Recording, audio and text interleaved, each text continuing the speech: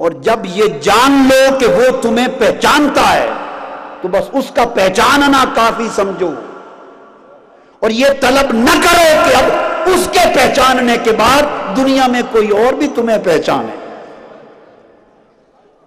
جب یہ طلب ختم ہو جائے کہ دنیا میں کوئی مجھے جانے، کوئی پہچانے، تو اس کا مطلب یہ ہے کہ اس کے پہچاننے کو تم نے کافی نہیں سمجھا۔ جب تعلق بن جائے اور اس کی پہچان ہو جائے تو پھر دنیا کی پہچان سے لا تعلق ہو جاؤ۔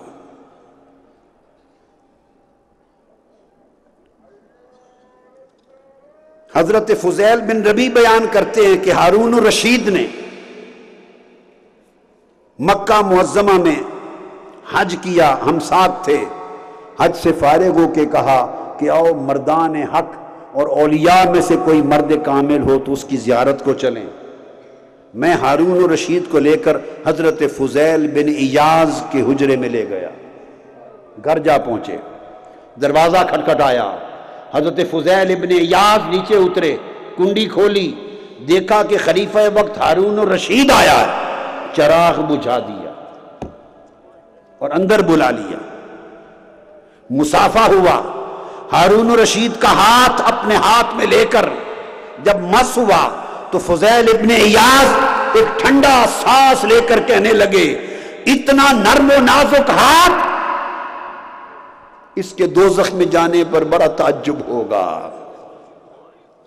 اتنا نرم و نازک ہاتھ دوزخ کی آگ میں جلنے پر بڑا تعجب ہوگا۔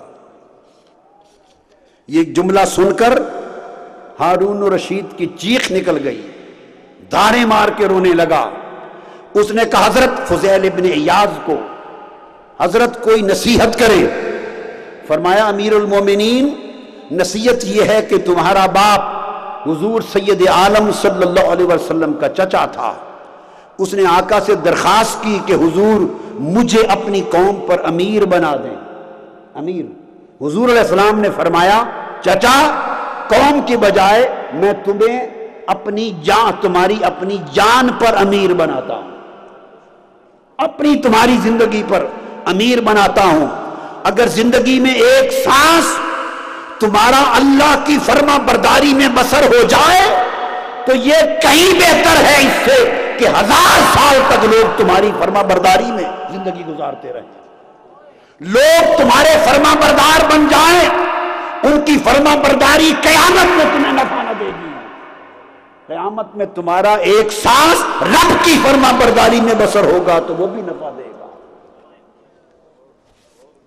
فضیل ابن ایاز رکت طاری ہو گئی، اٹھتے ہوئے اس نے چاہا کہ حضرت کی کوئی خدمت کروں، پوچھا حضرت، کچھ اشرفیوں کی تھیلی آگے بڑھائی، درہم و دینار کی تھیلی بڑھا کر پوچھا حضرت اگر آپ پر کچھ قرض ہے تو خدمت کروں۔ فرمایا ہاں قرض ہے، بڑا قرض ہے، تو حضرت میں خدمت کرنا چاہتا ہوں۔ فرمایا وہ قرض تمہاری اشرفیوں سے نہیں اترے گا، وہ قرض خدا کی اطاعت کا ہے جو میری گردن پر ہے، خدا کی اطاعت پر ہے، وہ قرض میری گردن پر ہے، زندگی اس کی اطاعت میں فنا کر دوں گا تو قرض اتر جائے گا، اشرفیاں ساتھ لے جاؤ۔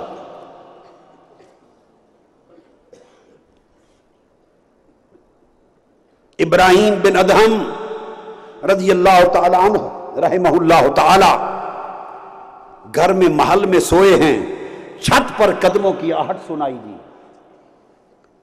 پوچھا کون؟ جواب آیا کہ آپ کا ایک ملنے والا ہوں، اونٹ میرا گم ہو گیا ہے تو آپ کی چھت پر وہ تلاش کرنے آیا ہوں۔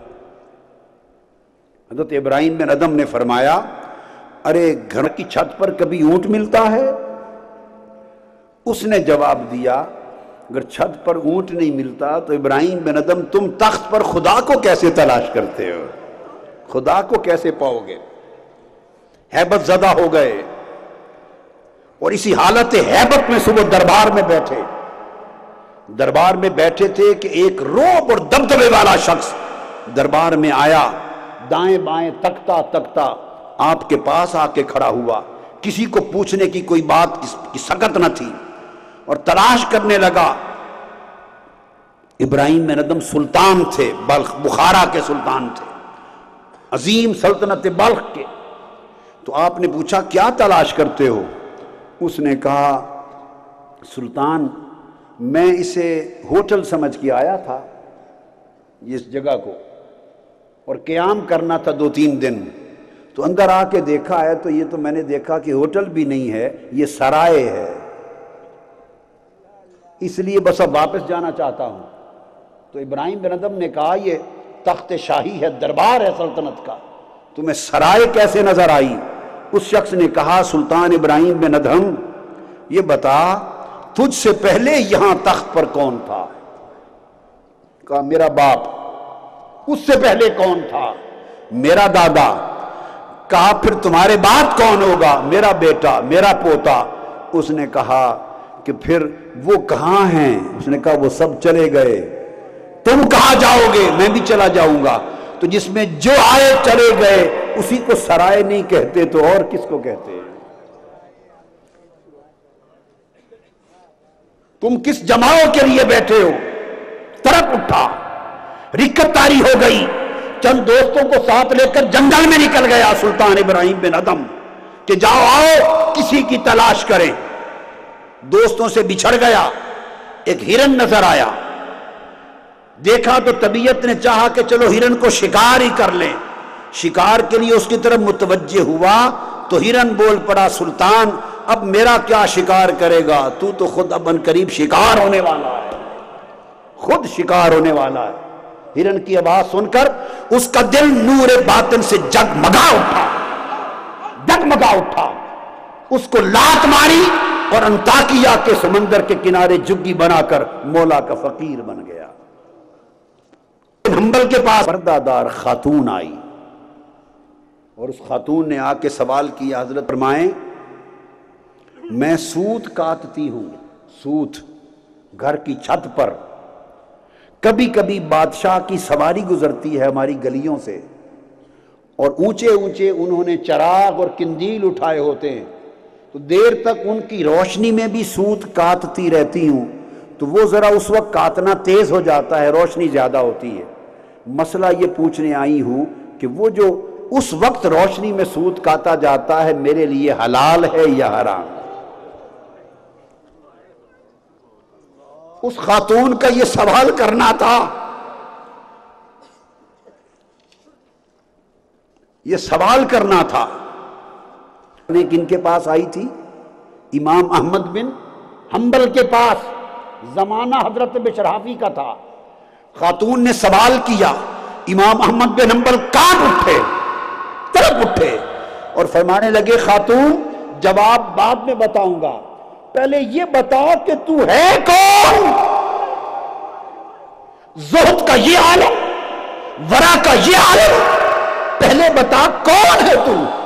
اس نے کہا میں حضرت بشر حافی کی بہن ہوں۔ امام احمد بن حنبل پر خشی ہو گئی، فرمایا بشر حافی کی بہن ہو تو یہی سوال کرنا تیرا حق بنتا تھا۔ فرمایا سب کے لیے حلال ہے، تمہارے لیے حرام۔ یہ مقام زہد و ورع ہے، اس لیے کہ تم اس امام کی بہن، اب امام احمد بن حنبل بتا رہے ہیں ان کا حال۔ احمد بن حنبل خواجہ نظام الدین اولیاء روایت کرتے ہیں، حضرت امیر خسرو نے بیان کیا خواجہ نظام الدین اولیاء کے حوالے سے افضل الفوائد میں کہ حضور خواجہ نظام الدین اولیاء لوگوں کو حلال کھانے اور زہد اختیار کرنے اور ورع اور تقویٰ کا درس دے رہے تھے۔ اس دوران فرمانے لگے خواجہ نظام الدین اولیاء کہ امام احمد بن حنبل رحمت اللہ علیہ کے کچن میں، باورچی خانے میں آٹا ختم ہو گیا، باورچی نے بڑی کوشش کی، آٹا نہ ملا، اب کھانا پکنا تھا، روٹی پکا کے پیش ہونی تھی، تیزی سے دوڑا اور آپ کے بیٹے کے گھر سے آٹا لے آیا، امام احمد بن حنبل کے بیٹے صاحبزادے کے گھر سے آٹا لے لیا، روٹیاں پکائیں، پیش کر دی۔ امام احمد بن حنبل کو خبر ہو گئی تھی کہ آٹا ختم ہو گیا، پوچھنے لگے کہ آٹا کہاں سے لائے ہو؟ عرض کیا حضور آپ کے صاحبزادے کے گھر سے لایا ہوں۔ آپ نے روٹیاں اٹھا دیں، فرمایا انہیں کپڑے میں باندھ کر دریا دجلہ میں پھینک دو، مچھلیوں